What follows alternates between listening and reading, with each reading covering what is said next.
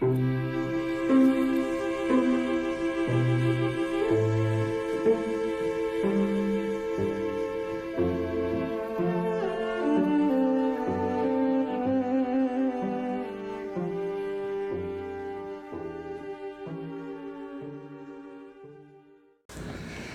noite a todos.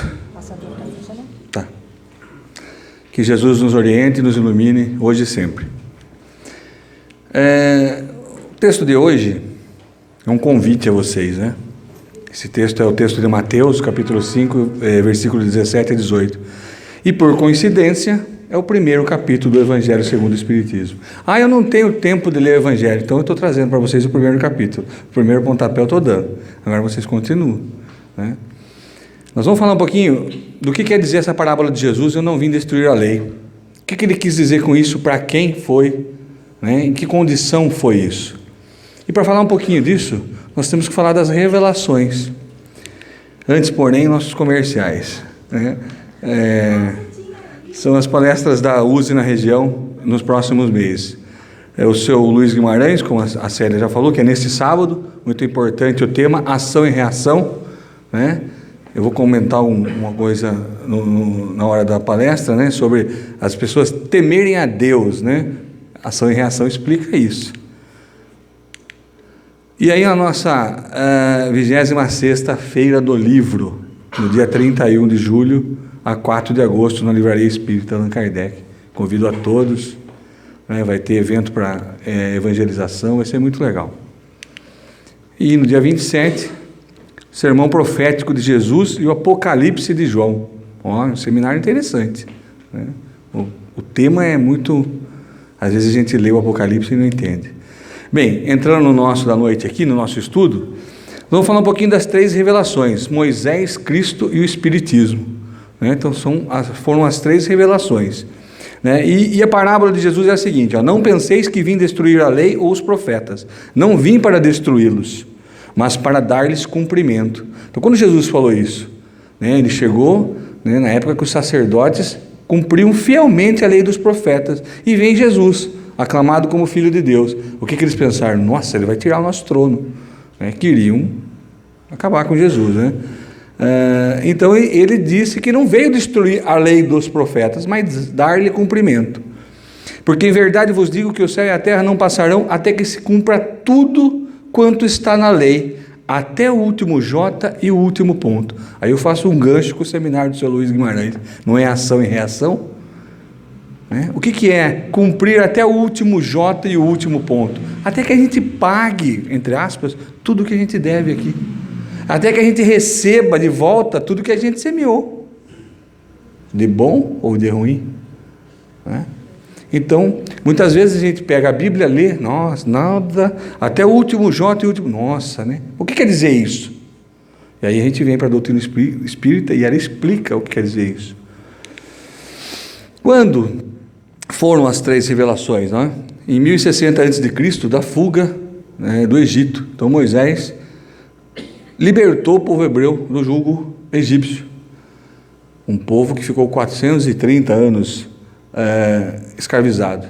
Aí o ano 0, Jesus, a segunda revelação, e aí ele prometeu que quando nós estivéssemos prontos, eu me coloco, né, e nós, todos nós, estivéssemos prontos, ele ia enviar o Consolador prometido, né, e olha só a diferença de tempo, né, 1060 para vir Jesus, depois 1008, quase o dobro do tempo.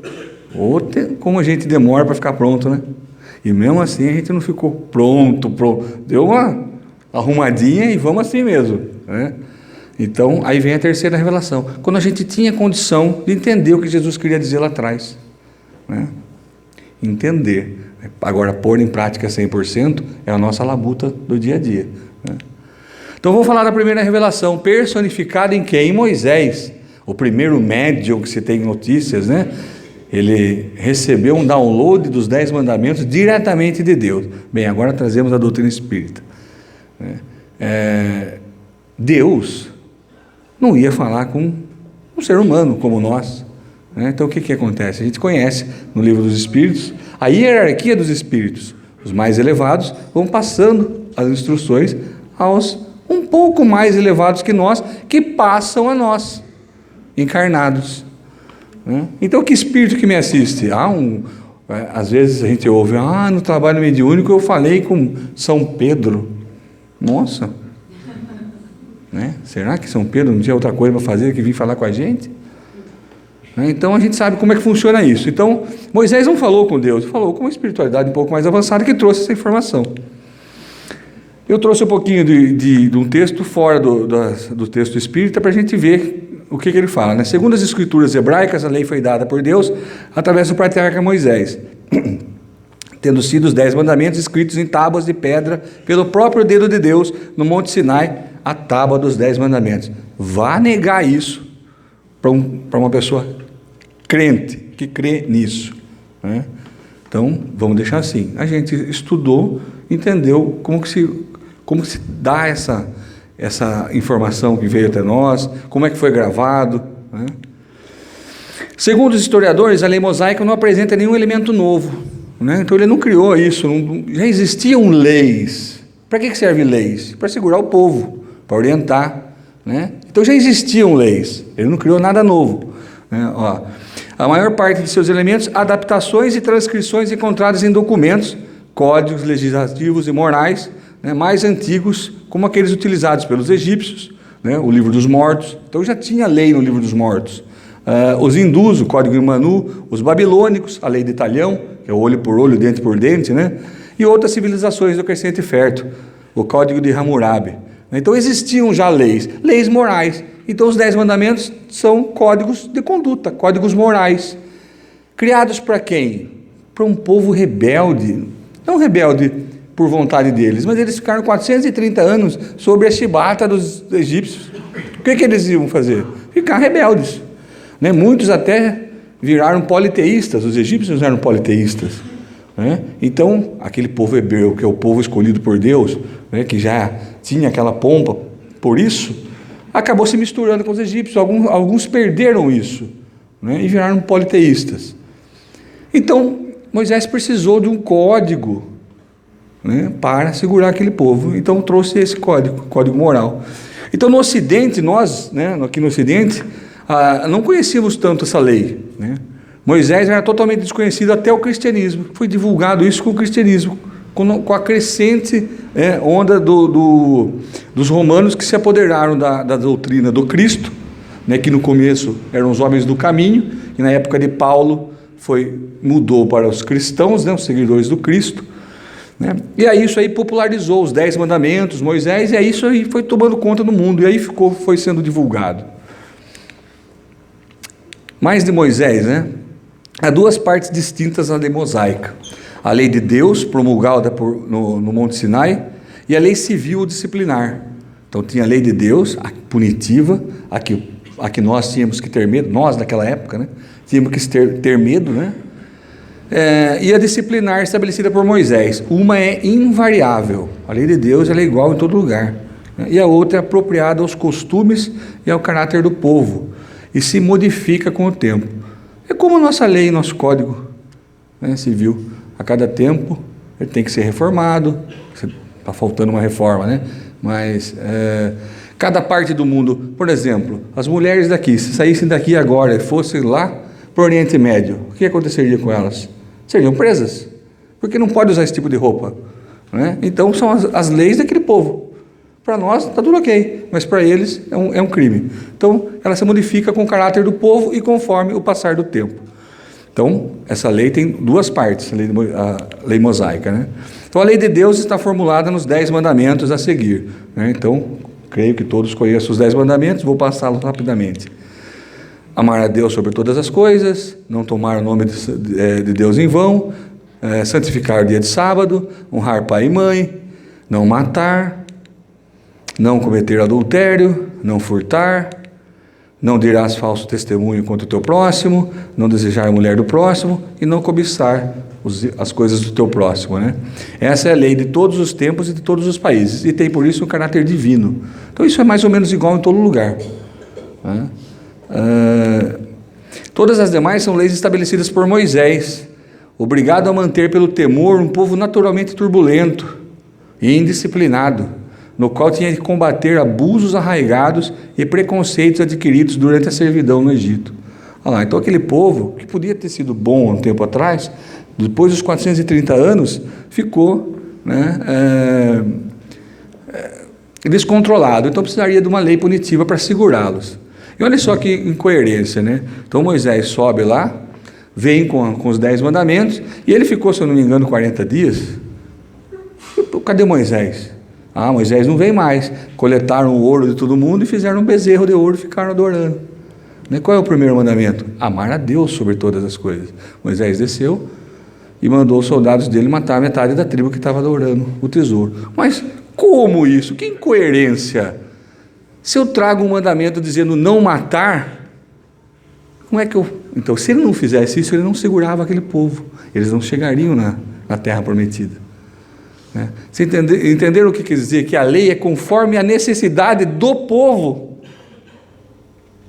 Então, o povo rebelde, uma lei mais forte. E não só a lei, né? Tinha que ser promulgada por uma pessoa. Então, eles falavam, Deus mandou fazer isso.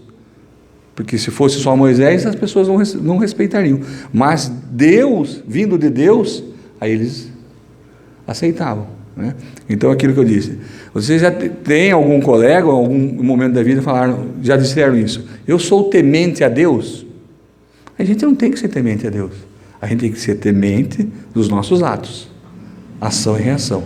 Então, tudo que eu fizer, volta para mim, é disso que eu tenho que ter medo. Deus eu tenho que respeitar, lógico, mas não preciso ter medo, se eu não faço nada de errado, eu não preciso ter medo. Então, para ele ter que manter aquele povo, ele usou essa lei punitiva. Então, nós vemos até hoje o pessoal falar daquele Deus punitivo, Deus que mandava matar. Trouxe um código de não matar, mas mandou matar aquele povo para segurar, para ele completar a obra dele. Para dar autoridade às leis, ele teve de lhes atribuir uma origem divina, como fizeram os legisladores de todos os povos primitivos. Se vocês assistirem filmes de Viking, eles sempre atribuíram as leis a um Deus, a um ser superior, um ser poderoso. E aí a lei implacava. A autoridade do homem devia apoiar-se sobre a autoridade de Deus. Mas só a ideia de um Deus terrível podia impressionar os homens ignorantes, em que o senso moral e o sentimento de uma estranha justiça ainda estavam pouco desenvolvidos. Eles têm lá aquela justiça deles, matou, eu vou matar. Roubou, eu vou roubar dele, eu vou cortar a mão dele. É a justiça deles. É evidente que aquele que havia estabelecido esses mandamentos, não matarás e não farás mal ao teu próximo, poderia contradizer-se ao fazer o extermínio um dever. E aí vai explicar, as leis mosaicas, propriamente ditas, tinham, portanto, um caráter essencialmente transitório. Aquela lei rude era para aquele povo. Talvez se ela viesse aqui para nós, a gente se encaixaria, Poderia ter sido morto ou não, Mas era para um povo, era transitório. Então essa lei iria mudar. Essa foi a primeira revelação. E aí vem a segunda revelação, o Cristo. Quando os sacerdotes viram que ele estava cumprindo todas as profecias, a maioria deles sabia que ele era filho de Deus, Queriam arrumar um motivo para dar fim nele. Jesus não veio destruir a lei. O que quer dizer a lei de Deus? Ele veio cumpri-la, ou seja, desenvolvê-la, dar seu verdadeiro sentido e apropriá-la ao grau de adiantamento dos homens. Se eu pego uma semente e jogo no asfalto, o que acontece? Ela não vai crescer. Mas se você trabalhar a terra, pegar essa semente e jogar naquela terra, ela vai dar frutos. É isso que Jesus veio fazer.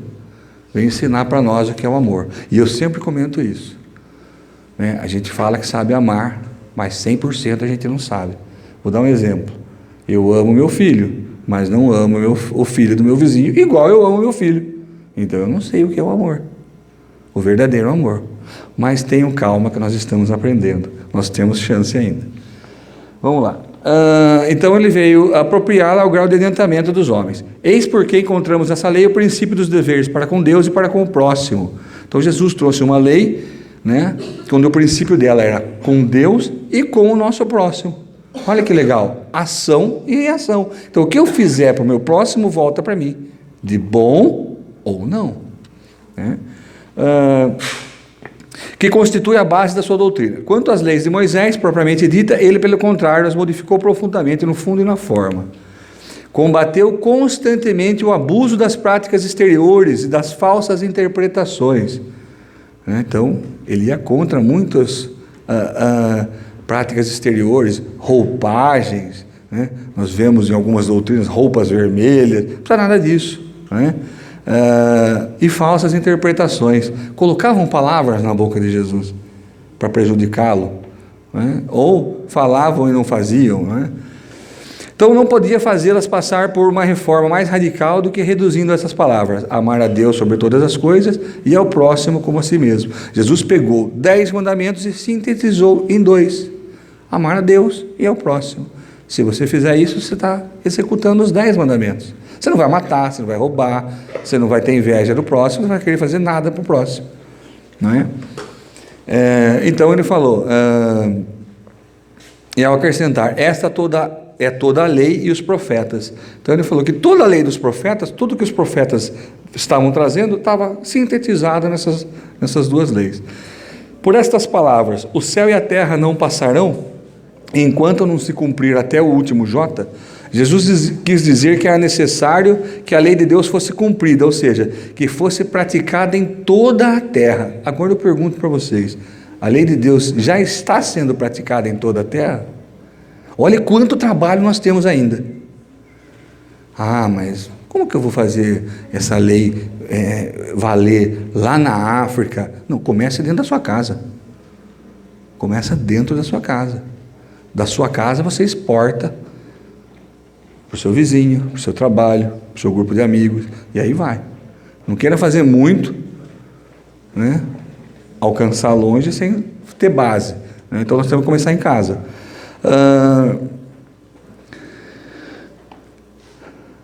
Jesus quis dizer que era necessário que a lei de Deus fosse cumprida, ou seja, fosse praticada sobre toda a terra, em toda a sua pureza, com todos os seus desenvolvimentos e todas as suas consequências. Então, até então, nós estamos trabalhando, estamos em construção, não é?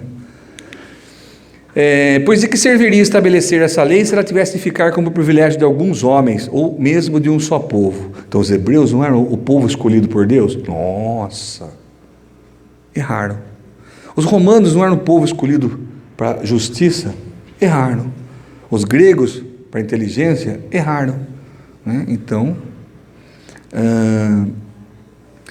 essa lei que Jesus trouxe não era para um povo específico, era para todos. Todos os homens, sendo filhos de Deus, são, sem distinções, objetos da mesma solicitude. Todos nós temos a nossa parte, o nosso quinhão disso aí, né?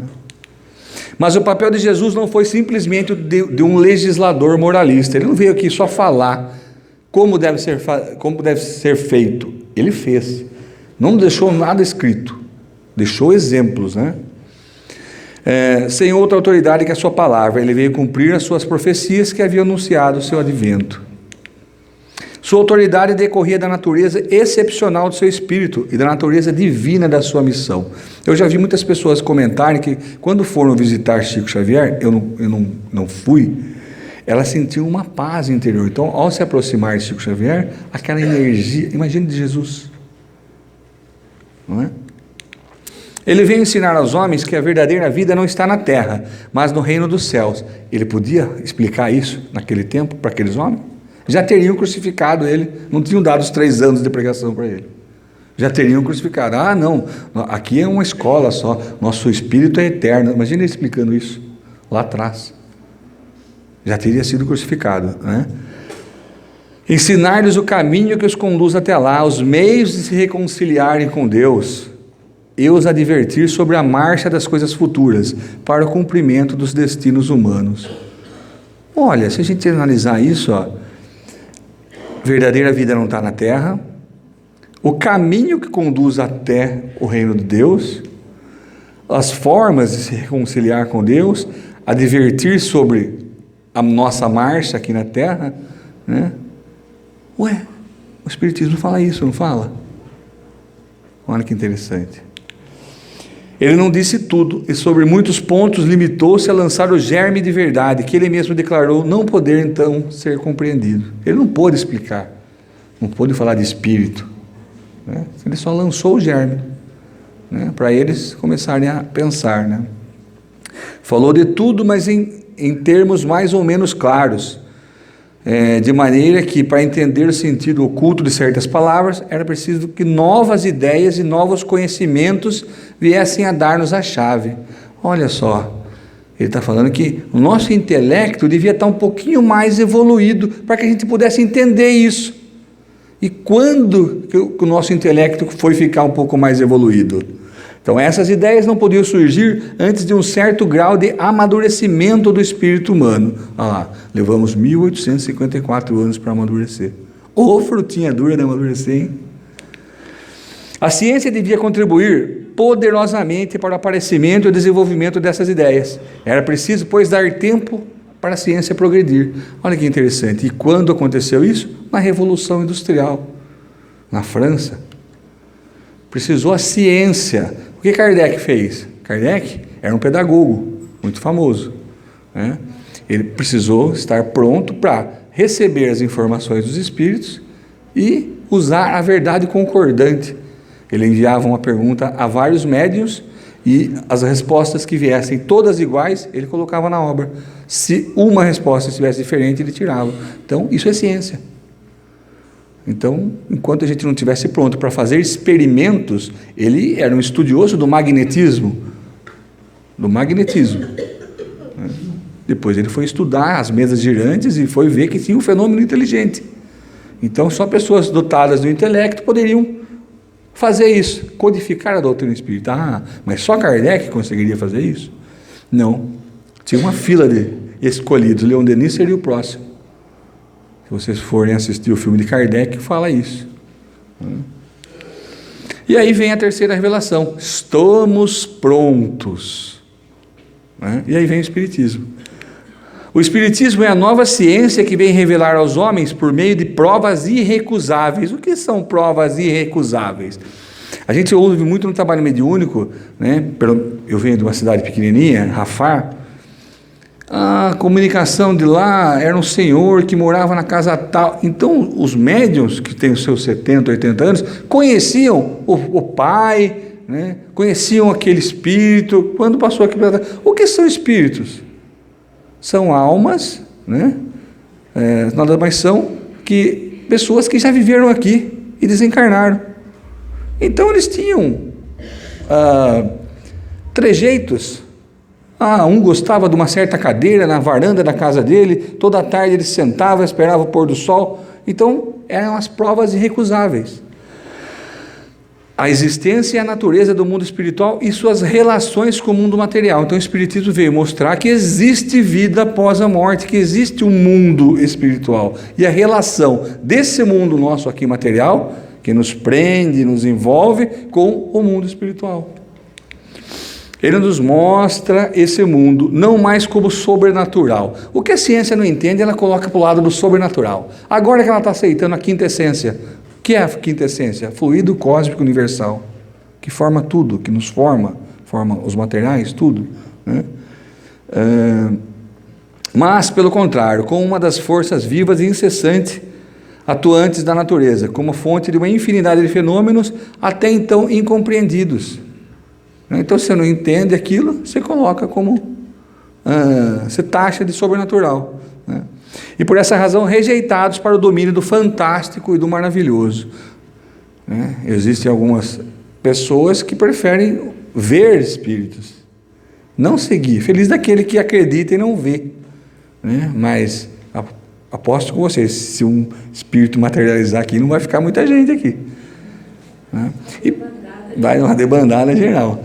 Mas muita gente ainda quer o maravilhoso, vai procurar efeitos físicos, né? Bem, vamos lá. É a essas relações que o Cristo se refere em muitas circunstâncias, a relação de lá com cá, né? E é por isso que muitas coisas que ele disse ficaram ininteligíveis ou foram falsamente interpretadas. Então, como eles não conseguiam entender, interpretaram da melhor forma que lhes conviesse, né? O Espiritismo é a chave que nos ajuda a tudo explicar com facilidade. Quando vocês estudam o Livro dos Espíritos, olhando o índice, vocês vão ver de todo tipo de tema, família, morte, sonho, tem de tudo. É um guia é um guia de sobrevivência aqui no planeta Terra. Não tem nada de sobrenatural, não tem nada de misticismo, não tem nada. É a relação do mundo do lado de lá com o nosso mundo. A lei do Antigo Testamento está personificada em Moisés, a do Novo Testamento no Cristo. Então, a primeira revelação, falou da primeira revelação, nós vemos lá, cabelos brancos, tábua, dedo, escrita, Moisés. Segunda revelação, Cristo, né? Que veio, que encarnou, né? Aqui na Terra, nesse corpo grosseiro que nós temos, para ensinar o que é o amor para nós e para a gente continuar. E aí vem a terceira revelação, ó. O Espiritismo é a terceira revelação da lei de Deus, o Consolador prometido, né? Porque ele é o produto, mas não está personificado em ninguém. Vocês já tiveram algumas pessoas que lhes perguntaram o seguinte: você é kardecista? Não, eu sou espírita cristão. Kardec não criou a doutrina espírita, ele apenas codificou, né? Ele codificou, ele recebeu dos espíritos e codificou. Tanto é que, para ele não levar a fama, ele mudou de nome. Ele já era muito conhecido na pedagogia, tinha várias obras, né, lançadas. Hipólito Leon Denizar Rivail. E aí, quando ele trouxe a obra, ele mudou o nome para Allan Kardec, né? Então, não é personificado em ninguém. Olha só, porque ele é o produto, então o Espiritismo ele é o produto do ensinamento dado não por um homem, mas pelos Espíritos, que são as vozes do céu em todas as partes da terra e por inumerável multidão de intermediários. Então, esses Espíritos que trouxeram a doutrina espírita para nós, através da codificação de Kardec. Trata-se, de qualquer maneira, de uns seres coletivos, compreendendo o conjunto dos seres do mundo espiritual, cada qual trazendo aos homens, né, o tributo de suas luzes, para fazê-los conhecer esse mundo e a sorte que neles os espera. Olha que bondade, né? Então, os trabalhos mediúnicos servem de exemplo para nós. O que eu fiz a vida inteira, eu briguei, hoje eu estou sofrendo. Não está mostrando para nós que se a gente viver aqui brigando, odiando, com rancor, a gente vai ranger os dentes, né? Olha que interessante. E a gente, é um fenômeno. Recebi a comunicação da minha vozinha. Por que eu sou tão importante no meio de uma multidão que precisa de algum alento, né? Só para eu falar para todo mundo que eu recebi uma comunicação da minha vozinha? Eu acho um absurdo quando eu ouço algumas coisas nesse sentido. Mas vamos lá. Da mesma maneira que disse o Cristo: eu não venho destruir a lei, mas dar-lhe cumprimento. Também diz o Espiritismo: eu não venho destruir a lei cristã, mas dar-lhe cumprimento. Então, conforme o grau de evolução de cada um de nós, uma lei, né? Uma informação nova, uma maneira nova de agir, para você se refinar. Ele nada ensina contrário aos ensinamentos do Cristo. Então, se você entrar no centro espírita e alguém começar a falar contrário ao ensinamento do Cristo, pode parar aqui, aí não é espiritismo, né? Mas o desenvolve, completa e explica em termos claros para todos, o qual foi dito sob forma alegórica. Então Jesus colocou naquela forma alegórica e o Espiritismo vem e nos explica, né? Não é a doutrina da razão, da lógica e da razão. Se você vê as respostas dos livros espíritas, são lógicas, né? Eu sou uma pessoa muito questionadora, eu não aceito uma coisa que você tem que, é dessa forma, pronto e acabou, perdeu eu, né? Ele vem cumprir na época predita, 1854, quando nós estávamos prontos, né? O que o Cristo anunciou, e preparar o cumprimento das coisas futuras. O que será isso? Vamos lá. Ele é, portanto, obra do Cristo, que o preside, assim como preside ao que igualmente anunciou, a regeneração que se opera e prepara o reino de Deus sobre a terra. Olha só, Jesus lá atrás, milhões de anos antes, já estava planejando isso. né, essas revelações, o Espiritismo, preparando cada vez nós, porque se o ensinamento lá do Espiritismo viesse lá atrás, na época de Moisés, era uma gota d'água num deserto, não ia surtir efeito nenhum. Então foi melhorando, trabalhando essa terra, até que a gente ficou uma terrinha, mais ou menos, né, arenosa um pouquinho, mas estamos em processo de regeneração, e vai acontecer, né? Olha lá, o reino de Deus sobre a terra. E aí eu trago uma imagem do tríplice aspecto da doutrina espírita, a base da doutrina espírita. O que é a base da doutrina espírita? A ciência, tanto é que Kardec diz, se a ciência evoluir, se a ciência estiver diferente de mim, fique com a ciência evolui, não é? Olha lá, então a ciência estuda, né? A filosofia esclarece. Então o que é isso? É o conhecimento. A base do Espiritismo é o conhecimento. Nós evoluímos moral ou intelectualmente primeiro? Intelectualmente. Primeiro você estuda, aumenta seu intelecto para poder entender o que está fazendo errado e aí mudar a sua moral. E muitas vezes nós vemos muitos gênios da ciência, muito inteligentes, intelecto lá no alto, criando bombas atômicas para matar os outros. Então só o intelecto não resolve, né? Então o intelecto cresce e a moral vem vindo atrás. E aí, depois da moral trabalhada, nos sublima através da religião, nos religa a Deus. Nos religa. Então religião é o que nos religa a Deus, não precisa ter um nome, pode ser qualquer. Qual é a melhor das religiões? A que te faz uma pessoa melhor. Se você está aí na doutrina XPTO e está sendo melhor para você, ótimo. Cada um de nós tem um grau de evolução. E para finalizar, eu trago um texto do livro Consolador, de Emmanuel, a pergunta 353. O Espiritismo veio ao mundo para substituir as outras crenças? O Consolador, como Jesus, terá de afirmar igualmente. Então ele pergunta se o Espiritismo veio substituir as outras religiões.